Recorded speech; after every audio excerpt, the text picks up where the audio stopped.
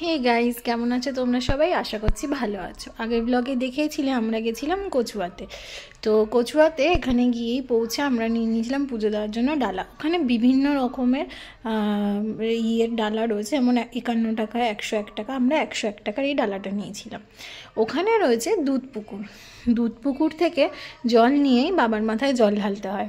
আর এই হচ্ছে দুধ পুকুর।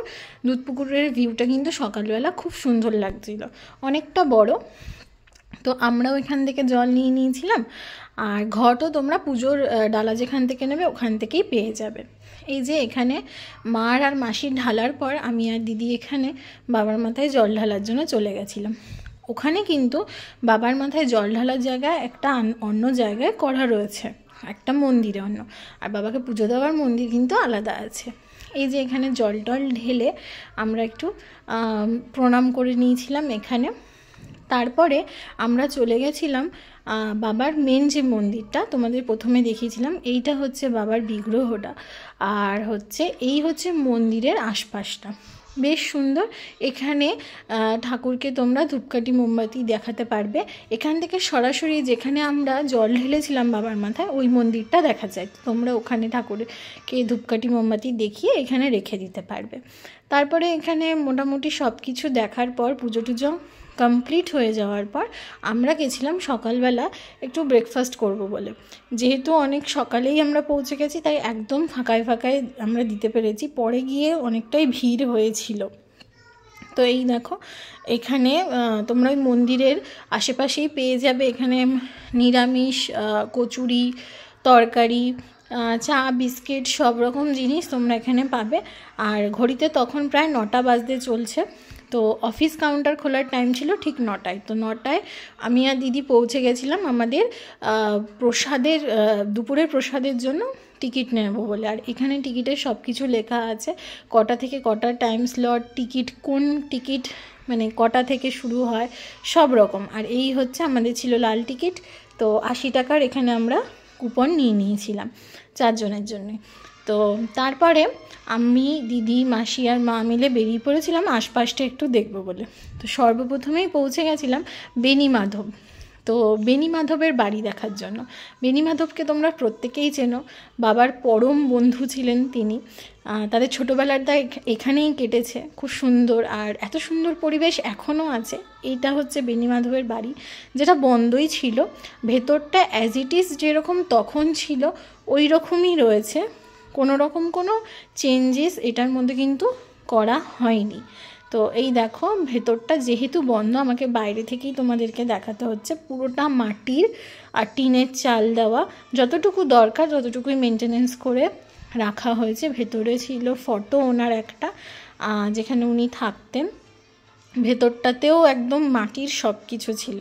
পাশে একটা বেদি মতো ছিল, হয়তো এখানে পুজো টুজো হতো কোনো এক সময়। তো বেশ সুন্দর ছিল। আশপাশটা তো আরও বেশি সুন্দর। এতটা সুন্দর এখন রয়েছে, তাহলে তখন তাদের সময় তো আরও বেশি সুন্দর ছিল বলে আমার মনে হয়। তো যাই হোক, ওখানে ওনার বাড়ি দেখার পর আমরা এখান থেকে একটা টোটো রিজার্ভ করে চলে গেছিলাম চাকলা দেখার জন্য। তো কচুয়া থেকে চাকলার ডিস্টেন্স অনেকটাই। তো টোটো ভাড়া প্রায় 350-400 টাকা করে নিয়েছিল আমাদের। তো তার যাওয়ার পথেই আমাদের এখানে আমরা এসেছিলাম দেখতে চন্দ্রকেতুগড়, যেটা ছিল ওখানকার রাজা চন্দ্রক্ষেত্রের গড়। তো এখানে এসেছিলাম, পুরো গড়টা একদমই পুরনো যে সেটা বোঝাই যাচ্ছে ইটগুলো দেখে। আর এটা পুরোটাই আর্কিওলজিস্টদের আন্ডারে রয়েছে। তো তারাই এটা পুরো দেখাশোনা করে।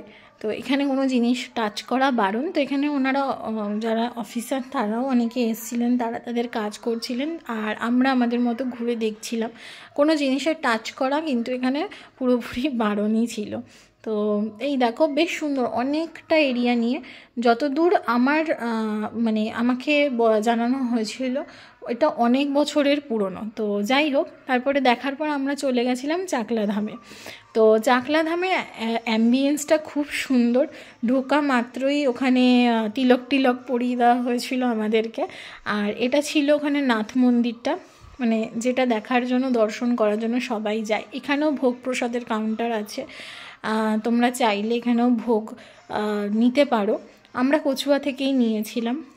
তো বেশ সুন্দর, একটা বড় মাঠের মতো রয়েছে নাথ মন্দিরের সামনেটাই। তোমরা ওখানে বসে ফ্যামিলির সাথে গিয়ে অনেকটা টাইম স্পেন্ড করতে পারবে। নাথ মন্দিরের ভেতরেও বসার জায়গা রয়েছে, অনেকটা বড়, মন্দিরটাও অনেকটা বড়, অনেকটা সুন্দর। মন্দিরটা একবার দেখো তোমরা।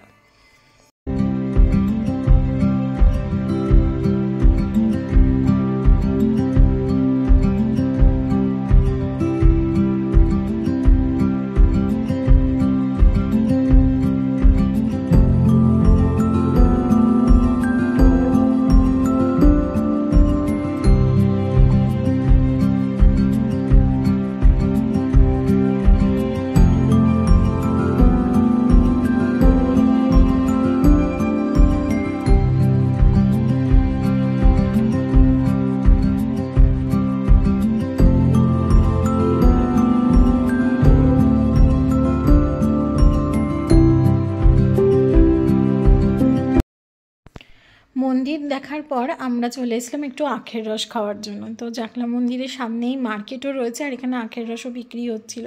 তো আমরা এখান থেকে একটু আখের রস খেয়ে রওনা দিয়েছিলাম আরও একটা নতুন জায়গা, যেটা নতুনই হয়েছে, মানে আমাদের টোটোওয়ালা দাদাই আমাদেরকে প্রেফার করলো যে এখানে আপনারা একটু দেখে যেতে পারেন। সেটা হচ্ছে চন্দ্রকেতুগড় মিউজিয়াম, যেখানে চন্দ্রকেতু যে গড়টা তখন দেখিয়েছিলাম, সেই গড়ের থেকে ওরা কী জিনিস পেয়েছে, যেরকম বিভিন্ন রকমের মুদ্রা, তারপরে বিভিন্ন রকমের নকশা করা জিনিস, খুব সুন্দর সুন্দর জিনিস। বাট যেহেতু ওখানে অ্যালাউ ছিল না ক্যামেরা, আমি সেটা ভিডিও করতে পারিনি। তারপরেই চলে গেছিলাম এখানে রাধাকৃষ্ণর মন্দিরে, সেখানেও ভিডিও ক্যামেরা অ্যালাউ ছিল না। তো মন্দিরের বাইরেটা হচ্ছে এইরকম, বেশ সুন্দর, ওখানে কীর্তন হচ্ছিল। তারপরে আমরা আবার ফিরে এসেছিলাম কচুয়াতে। তো কচুয়াতে আমরা চলে এসেছিলাম কারণ আমাদের 12:30 থেকে ভোগ প্রসাদের টাইম ছিল। তো এখানে বসে পড়েছিলাম মা, মাসি, আমি, দিদি সবাই মিলে। তো এখানে 2 রকমেরই ব্যবস্থা আছে, নিচে বসার, আর যারা নিচে বসতে পারবে না তারা এরকম বেঞ্চ করা রয়েছে বসার জন্য। তো যেহেতু 80 টাকার কুপন ছিল, তো ওখানে পোলাও বা ফ্রাইড রাইস ছিল, তো তার সাথে আমাদেরকে খিচুড়িও দিয়েছিল প্রথমে। তারপরে দেওয়া হয়েছিল এখানে হচ্ছে এই ফ্রাইড রাইস আর হচ্ছে আলুর তরকারি, আর লাস্টে দেওয়া হয়েছিল চাটনি, পাঁপড় আর পায়েস আমি খাই না বলেই নিইনি।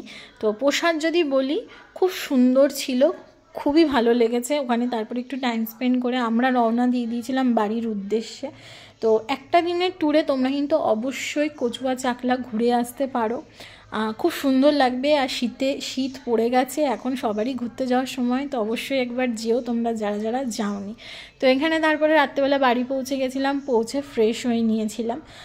আমি একটা কথাই বলবো, যাও নিজেদের ফ্যামিলি নিয়ে প্রচণ্ড এনজয় করো, শীতের এই কটা দিন খুব সুন্দর ঘোরো। আশা করছি তোমাদের আমার ব্লগটা ভালো লেগেছে। দেখা হবে নেক্সট ব্লগে। সবাই খুব ভালো থেকো, সুস্থ থেকো, টাটা।